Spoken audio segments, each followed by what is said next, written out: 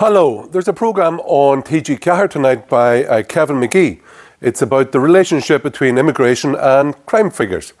Just 2 weeks ago, the Garda released figures for the January and February of this year, showing that there had been a marked increase in serious crime against the person. I think murders were up, 75%, kind of pro-rata to the years before. And yet he says, the Guard said there was no relationship between, causal relationship between increased immigration for what they call international protection, which is asylum seekers. Now, remember that these asylum seekers, majority are men, vast majority, 61%, come in without any passport. On top of the 61%, another percentage, which we're not told, have false passports. So all these, literally, fake UGs coming in. And of course, remember, also it's young men. And what the young men, without a wife, without any possessions, what do they normally do? They kind of rape and steal. They do that across the world. It's not unique to Ireland. It's not unique to people from Africa or Asia. It's what young men do. But we have to ask a question, why are we allowing these people into our country? The Guards put out a statement that there was no link between an increase in crime and an increase in asylum seekers in Ireland. That's a bit funny because just last week the Guards and Leo Varadkar said that the Guards opened a new Garda station in O'Connell Street because of increased crime. And let's look at the stats. So in every Western country, a similar pattern has occurred, be it in Italy, in France, in Germany, wherever it is. For example, in the German government sponsored a report in Lower Saxony, which is an average German state, in 2015 and 2016. That government-sponsored report found that there was a 10% increase in serious crime. They also found that over 90% of that crime was carried out by new migrants into Germany.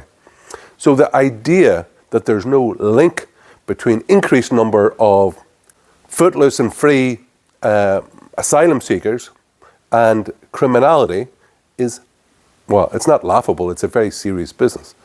We can also see there in 2008, the last time that the Rape Crisis Network published the figures on rape broken down by demographics, it showed that of all the accusations of rape carried out in Ireland, it was published 2008, so it probably meant 2007, African men from Africa were 10 times more likely to be accused of carrying out rape, and men from Eastern Europe, migrants again, were more than 7 times more likely to be accused of rape.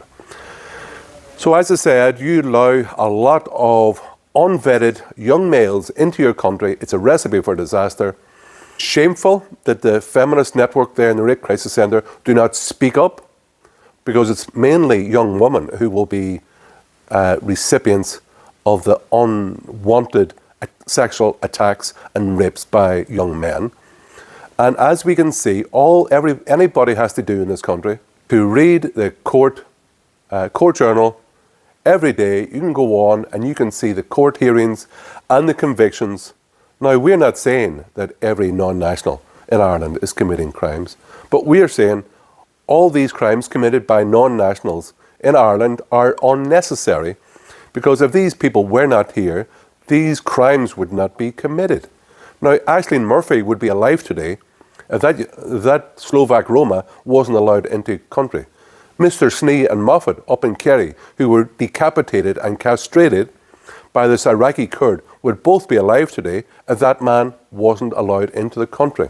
We have to concentrate our minds on how we will make Ireland safer again, safer and better and fitter for our children, for ourselves, our children and our grandchildren.